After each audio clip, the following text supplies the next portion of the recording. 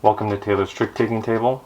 I'm Table, and today on part 2 of Spooktober, we're covering Zaraba 22 by Sugesh. The deck in Zaraba 22 is a standard deck with the kings and the queens all removed. So aces are low, and those are 1s, and then jacks are high at 11. So here we have the game set up for the only 3 players. This is a 3-player only game, and actually the hook to Zaraba 22 is that it's a trick-taking and a stock game. So each player is going to get dealt 14 cards, and then there's going to be 2 left over, and that's going to start the stock chart. And so the stock chart you just have up here.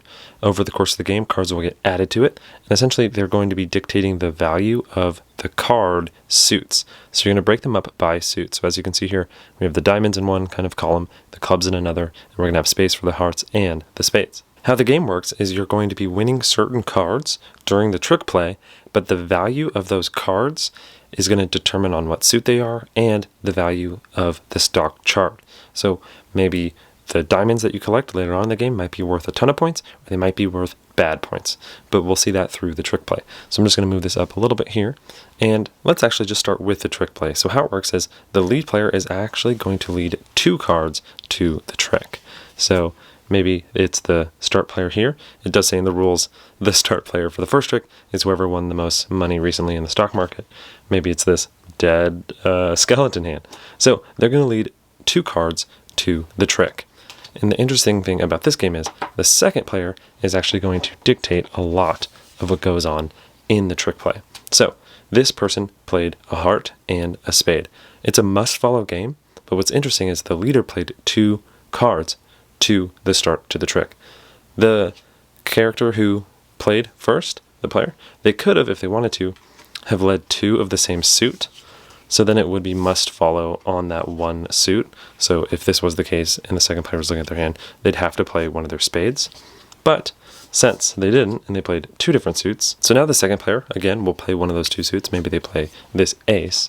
So the suit that they do follow suit on means that the other suit is not part of the trick, and the trick will just be this 6 and this ace.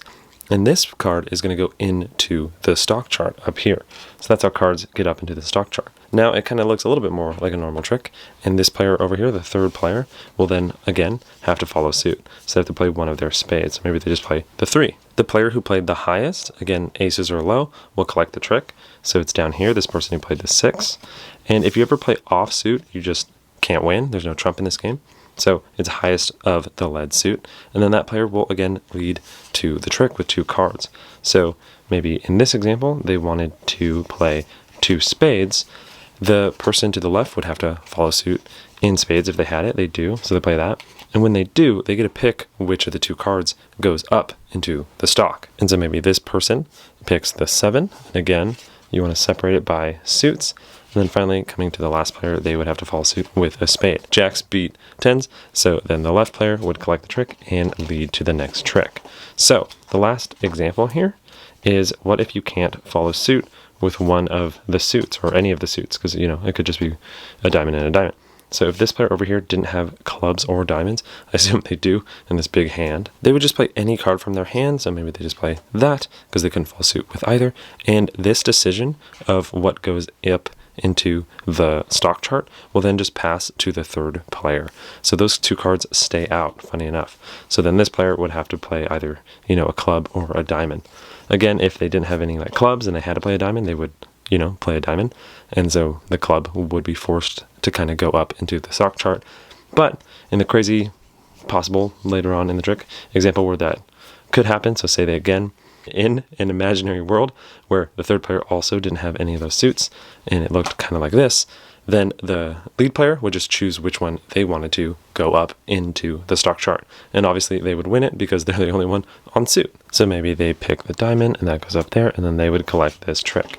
So play like this continues until either at the end of a trick, any player doesn't have any cards left, or if the person who's about to lead to the trick only has 1 card left. That would also end the hand. Alrighty, here we are at the end of a hand where a stock chart could look something like this.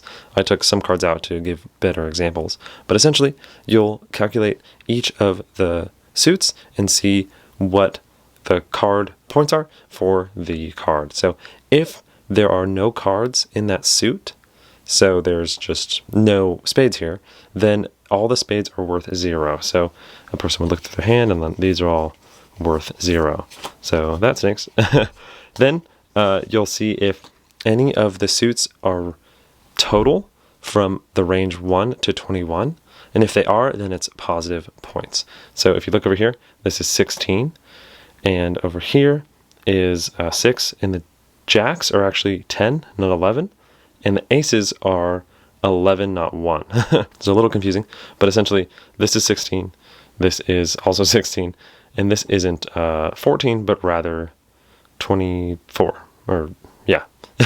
So if the numbers are between 1 and 21, then you'll see the number of cards there, and that will be how many points each card is worth. So every heart is going to be worth 2, every diamond is going to be worth 3. That is 3, 6, 9, and then we'll get to these in a little bit. So this person so far has 9 points. If it ever busts and goes over 21, so if it's 22 or more, which is this one here, then each card is worth -1 point. So then that's -1, -2. So this player got 7 points. So then you just shuffle the cards, you'd move the leader to the next person, and you'll play rounds per player, so 3 rounds in total, and whoever has the most points at the end wins. So that was Zaraba 22, and I kind of left the lights on. This bit kind of worked. You don't have to blow this out. I don't know why I blew out a lighter. You just lift your thumb, Taylor. What are you doing? So, Zaraba 22. You know, I kind of spoiled it a little bit last video, but my main con of this game is that I think just winning more tricks is just good. And in a stock game, I don't like that. I don't like how you can just win a bunch and not have to worry about the penalty. I think Trick and Trade, which, spoiler alert, I filmed this right after, which is right underneath me, it just handles that better. I think the fact that it goes 3, 2, 1, skips 0, and then -1 really makes that kind of penalty suit way worse. That being said, I do like the fact that Zaraba has the interesting nuance of the number of cards dictating the strength. That's really fun to try to like min-max that when you're going for hearts or something, and you try to get, you know, 3 or 4 in the hearts section before you bust. It's a fun kind of like bust kind of mini game, or I don't know, not mini game, but like element to the stock chart. I really like, this is my favorite part of Zaraba 22, the fact that during the trick play, the leader leads 2 cards, and then the second person kind of follows whichever they want, whichever suit of those 2, unless the leader leads only 1 suit, and then they have to follow suit.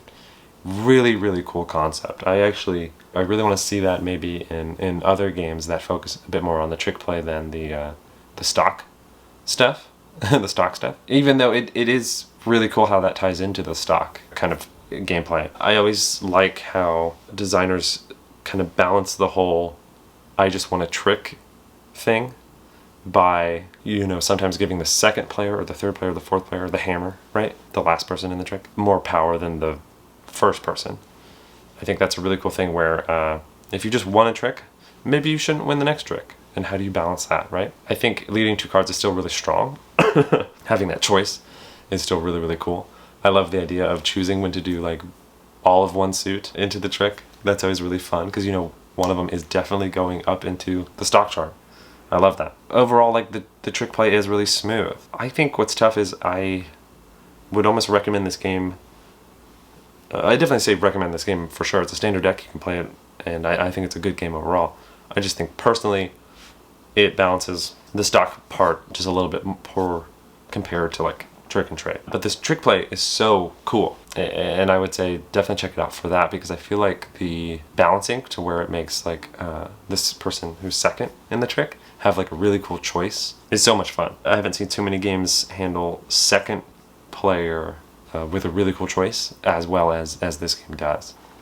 Anyway, so that's Zaraba, and I really like it. I say, hey, it's a standard deck, go play it. Just know that I don't think it does the stock part too interesting, just because it's kind of like a gimme, gimme, gimme, gimme, gimme stock.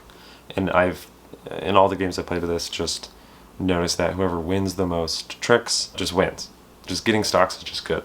So it does become a little bit more of a trick-taking game and less of a stock game. Maybe it's a perception thing. I really wanted the stock thing to be a little stronger. But yeah, it's still like a really cool trick-taking game. So definitely check it out. And actually, since it is Halloween, happy Halloween. I didn't really dress up as I was wearing this, but I'm in Japan right now at Tokyo Game Market. That's right. So I don't know where I was going with that. I'll go to Twitter and I'll post a picture. All right, have a good one. Happy Halloween. Tell me what your costumes are in the comments. I love a good costume. Anyway, bye.